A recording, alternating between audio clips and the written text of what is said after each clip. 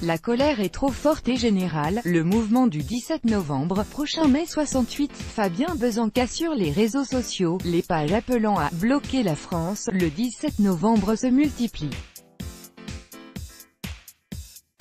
Lancé à la base pour protester contre la hausse des prix du carburant, le mouvement cristallise la colère des Français. Sputnik France a contacté plusieurs organisateurs de cet élan populaire, qualifié d'inédit par un syndicat de police. Enquête, on voit les infos, on gueule devant notre télé, on est toujours en train de se plaindre, au bout d'un moment, on arrive à saturation vis-à-vis des augmentations, des taxes, des lois qu'ils pondent. J'ai 26 ans, je me considère encore comme jeune, je pense à mon avenir et surtout à celui de mes enfants, et l'avenir me fait très peur quand je vois ce qui se passe aujourd'hui. Cindy Bozier est en colère. Comme cette jeune maman résidant dans la Marne, ils sont des milliers à avoir rejoint l'appel à bloquer les routes de France le 17 novembre prochain. Lancé par le chauffeur routier Éric Drouet le 10 octobre, la page « Blocage national contre la hausse du carburant » a depuis fait des petits. L'événement, qui invite les participants à bloquer le périphérique parisien, a inspiré des dizaines d'organisateurs à travers le pays. Nice, Orléans, Montargis, Mulhouse, Troyes, Sens, Clermont-Ferrand, Fréjus, Bordeaux, Guingamp, tout le territoire est quadrillé par ces citoyens en colère. Ces événements, qui comptent pour certains plusieurs milliers de participants annoncés, ont toute l'attention des autorités. Même si l'heure est à l'observation. Les autorités prennent toujours ce type de mouvement au sérieux. Quelle forme vont prendre ces rassemblements? Des opérations escargots seront-elles organisées? Bien évidemment que tout ceci est surveillé de près. Pour le moment, aucune consigne spécifique ne nous a été donnée. J'imagine que les services de renseignement sont à pied d'œuvre pour collecter des informations afin de savoir quelles formes de contestation vont avoir lieu sur le territoire national. Et ainsi prévoir quelles mesures de sécurité seront les plus adaptées, explique à Sputnik France Axel Ronde, secrétaire général du syndicat Vigie de la police nationale d'Île-de-France. La décision du gouvernement d'augmenter les taxes à hauteur de 7 centimes d'euros par litre de diesel et de 4 centimes d'euros par litre d'essence d'ici 2020, conjuguée à des prix du baril de pétrole en hausse font flamber les tarifs. L'Association nationale de défense des consommateurs et usagers affirme que le gasoil et l'essence ont augmenté de 15 à 20 centimes en un an. Les prix à la pompe flirtent actuellement avec les 1,50 € du litre. C'est principalement à cause de la hausse des taxes sur le carburant et c'est ce qui a motivé l'organisation des blocages du 17. Mais c'est un ras-le-bol général. On est à 1,50 € le litre. Mon mari et moi faisons 150 km aller-retour pour aller au travail chaque jour. On dépense plus dans le carburant pour aller travailler qu'autre chose. Le budget essence a pris une importance démesurée, on est tout le temps obligé de compter, se désole Cindy. Mais c'est loin d'être le seul grief des contestataires. Ils jugent leur pouvoir d'achat en baisse et désirent crier leur ras-le-bol contre ce qu'ils considèrent comme un matraquage de l'État. Il y a une colère générale. Le Français de classe moyenne, mais pas que, n'en peut plus de l'augmentation des taxes. Le temps à rester se plaindre assis dans son canapé est révolu. Place à l'action, s'insurge Baptiste Bonhomme, plombier chauffagiste niçois de 28 ans qui manifestera dans sa ville le 17 novembre. Ce qui frappe, c'est l'hétérogénéité du mouvement. Jeunes actifs, chômeurs, mères de famille, cadres, ouvriers, retraités et bien d'autres profils composent ce tissu explosif pour l'Élysée et Matignon. Quand on demande à Emmanuel, agent hospitalier de 37 ans et maman célibataire d'un petit garçon de 8 ans, pourquoi elle a décidé d'organiser le blocage de Montargis, sa réponse est sans équivoque, et pourquoi pas? Les gens subissent depuis des années. Nous sommes aujourd'hui dans une situation où ne vivons plus, nous travaillons pour tenter de survivre. Nos salaires n'augmentent pas, bien au contraire, et à l'inverse les taxes ne font que s'accumuler. Nous sommes tous dans la même situation. Combien doivent cumuler des emplois, vendre leur maison, leur commerce ou leur entreprise? Il est temps de dire stop. Face à la colère, le gouvernement ne veut rien lâcher et justifie sa décision par la nécessité d'alourdir la fiscalité écologique. Il blâme également le marché de l'énergie. Bruno Le Maire, ministre de l'économie, a récemment insisté, dans les colonnes du Parisien, sur le fait que la hausse des prix du baril était largement responsable de l'augmentation des prix à la pompe. 16 centimes sur 20 depuis un an, pour être précis. Il a avancé l'idée d'une prime à la conversion plus efficace, afin de compenser l'augmentation du prix du carburant. Mesure qu'il décrit comme une possibilité donnée aux Français d'acheter des véhicules propres, qui consomment moins. C'est très bien, mais croyez-vous réellement que la moitié des Français ont les moyens à l'heure actuelle d'acheter un nouveau véhicule?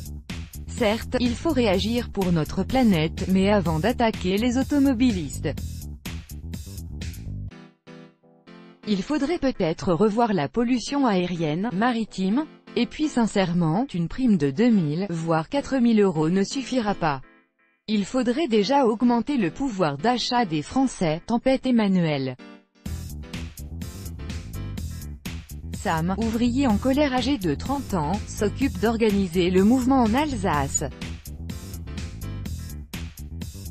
Il juge la décision du gouvernement incohérente. Il nous a fait acheter des voitures qui roulent au gazole et maintenant que 80% du parc français en est équipé, on nous dit que ce dernier est plus polluant. Nous n'y comprenons plus rien. Il faut qu'ils se rendent compte que nous ne pouvons plus supporter financièrement ces diverses taxes, et pour la plupart d'entre nous, une prime de 2000 € pour remplacer notre voiture gazole n'est pas suffisante quand on voit le prix d'une voiture propre. Personnellement, je n'ai pas 25 000 € à mettre dans une nouvelle voiture alors que la mienne fonctionne toujours très bien. Il ne reste plus beaucoup de temps à l'exécutif pour calmer la colère des manifestants du 17 novembre. Et à en croire les organisateurs contactés par Spoutnik France, ils pourraient faire face à un mouvement d'ampleur. Nous avons été agréablement surpris de voir le nombre de participants augmenter assez vite. Nous sommes passés de 200 participants à presque 2200 personnes en moins de 72 heures. Des groupes se forment au fur et à mesure sur l'ensemble du département, se réjouit Emmanuel.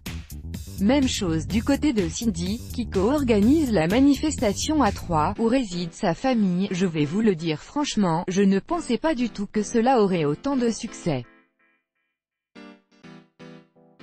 On est à plus de 3000 en une semaine, vers une convergence des luttes.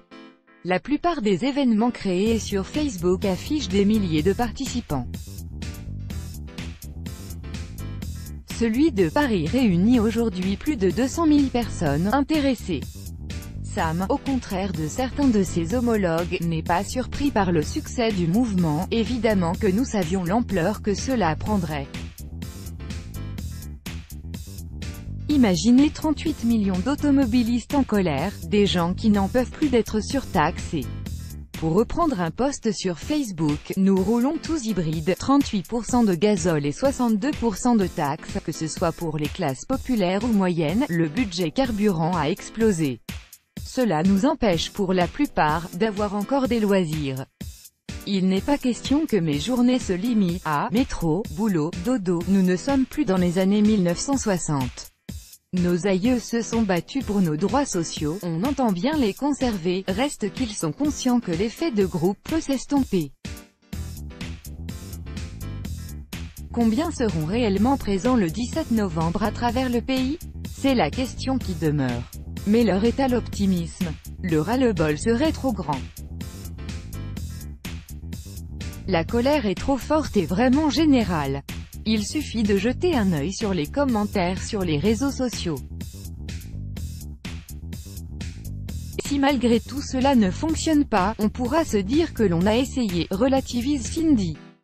Sam est convaincu du succès de l'opération, tout le monde sait qu'entre le virtuel et le réel se trouve un monde. Mais malgré tout, je reste confiant. Les Français en ont marre. Nous savons qu'en fixant une date aussi lointaine que le 17 novembre, il est possible que le mouvement s'essouffle. Mais globalement, les gens sont à bout, ils veulent du changement. La politique menée par le gouvernement Macron ne satisfait pas et le peuple français souhaite reprendre le pouvoir et dire « stop ». Nous ne souhaitons plus être taxés toujours plus et voir notre pouvoir d'achat se réduire au fil des semaines. Nous travaillons, nous gagnons notre vie, nous souhaitons pouvoir consommer, mais les choses doivent changer en profondeur et les Français l'ont compris. Cela va marcher, j'en suis convaincu, l'ampleur promise force à s'organiser. Sur ce point, tous les coordinateurs n'en sont pas au même stade. Du côté de Cindy, il reste à se réunir avec les autres responsables, mais ces derniers se sont déjà mis en quête de bénévoles pour faire des tracts et les distribuer dans la région. À Montargis, Emmanuel a déjà tout planifié, nous avons prévu 4 points de blocage filtrant autour de Montargis. Le but étant de bloquer l'agglomération. Des voitures paralyseront les grands axes permettant tout de même aux pompiers, ambulances et infirmiers de passer. Nous ne sommes pas là pour mettre des vies en danger, le respect des automobilistes est une priorité pour Baptiste, on ne souhaite pas bloquer entièrement la circulation, mais la ralentir. Nous sommes conscients que des gens travaillent le week-end et nous ne voulons pas les pénaliser. Notre objectif est donc de réduire la circulation sur 2 voies au niveau des péages. Du côté des forces de l'ordre, c'est un peu l'inconnu qui se profile comme l'explique Axel Ronde. La spontanéité du mouvement et l'absence d'un organisateur identifié à sa tête fait que nous ne sommes pas dans le cadre d'une manifestation classique. C'est une forme inédite que nous ne connaissons pas ou que nous avons peut-être connue il y a quelques années. Nous ne savons pas ce que va donner ce mouvement, mais si des milliers de personnes descendent dans la rue, cela relèvera de leur liberté et il sera compliqué de verbaliser. Tout dépendra du nombre de personnes et de véhicules qui seront présents sur la route. On sait que sur les réseaux sociaux, cela va très vite. Des révoltes ont éclaté dans certains pays par ce biais, je pense notamment au printemps arabe. Mais c'est difficile d'anticiper, entre les gens qui se disent présents et ceux qui, finalement, resteront chez eux. Encore une fois, c'est quelque chose d'assez nouveau, une telle poussée populaire n'a évidemment pas tardé à intéresser le monde politique. Les soutiens d'Emmanuel Macron ont lancé un hashtag « Sans moi le 17 ». A l'inverse, Nicolas Dupont-Aignan, patron de Debout la France, a apporté son soutien au mouvement au micro de RMC. Il faut bloquer toute la France le 17 novembre, il faut que la population française dise à ce gouvernement, maintenant ça suffit. L'ensemble de nos élus et délégués départementaux, de nos fédérations, rejoindront la contestation qui est en train d'émerger, a pour sa part indiqué Marine Le Pen, présidente du Rassemblement national, sur Europe 1. Du côté des manifestants, on assure que ce grand mouvement populaire ne soutient aucune formation politique. Je tiens à préciser, comme je le fais régulièrement sur la page de notre événement, que c'est un mouvement citoyen apolitique, rappelle Emmanuel. Même son de cloche chez Sam, cela restera apolitique, il n'est pas question que certains partis s'attribuent ce mouvement, qui est populaire. Le but des manifestants est en effet d'aller bien au-delà des clivages politiques. Plusieurs organisateurs sont déjà entrés en contact avec des associations représentatives de corps de métier en colère. Brice, organisateur du blocage d'Orléans, se veut discret.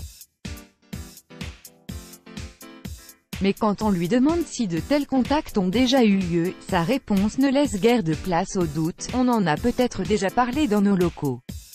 sûrement même, pour le moment, il préfère rester concentré sur son objectif. Nous avons approché d'autres groupes dans la région, qui gèrent d'autres manifestations que celles contre la hausse des taxes sur le carburant. On verra comment cela évolue, mais tout commence le 17 novembre, même chose du côté de Nice avec Baptiste. D'autres organisateurs avec qui je travaille sont entrés en contact avec des ambulanciers et des chauffeurs de taxi. La Fédération française des motards en colère a pris l'initiative de nous approcher. On doit les rencontrer et il est possible qu'ils se joignent au mouvement. Si c'est un succès, il est envisageable que je m'engage aux côtés d'autres organisateurs sur le territoire. Et de ce fait continuer à propager la lutte. Mais pour le moment, ce n'est pas le débat, nos regards sont fixés sur le 17 novembre, un terreau contestataire où pourrait pousser les graines d'un nouveau mai 68. Les réponses se ressemblent chez les organisateurs interrogés, on n'en est pas là. Mais si cela fonctionne, c'est effectivement envisageable, souligne Cindy. C'est en substance l'avis d'Emmanuel et de Sam. Pour le moment, ils ne pourront pas compter sur le soutien des policiers, d'après les dires d'Axel Ronde. Même si ce dernier avoue que ses collègues sont aussi touchés par la hausse du coût de la vie, nous n'appelons évidemment pas à rejoindre le mouvement. La police est garante du respect de la loi républicaine. Mais il est vrai que l'augmentation des prix du carburant nous touche particulièrement. En tant que fonctionnaires de police, nous habitons souvent en dehors des métropoles et sommes obligés d'utiliser nos véhicules. De plus, nous avons des horaires atypiques. Quand nous commençons à 2 heures du matin, prendre les transports en commun n'est pas une option. Sans sortir de son rôle de gardien de la paix, il demande à l'État de tendre l'oreille à la colère populaire et rappelle quelques pans bien connus de l'histoire de France. Pour beaucoup d'observateurs, un nouveau mai 68 est une possibilité. Le peuple est souverain et il peut très bien se révolter quand cela va mal. Il suffit de regarder l'histoire de notre pays. Nous avons fait des révolutions. C'est une possibilité. J'espère que les politiques prendront en compte cette dimension, choisiront une autre orientation et écouteront le peuple, et dans le cas contraire, il faudra compter sur les énervés du 17 novembre. Emmanuel se charge de le rappeler, si cela fonctionne et que le gouvernement ne cède pas, nous continuerons en allant encore plus loin. Plusieurs projets sont déjà en réflexion.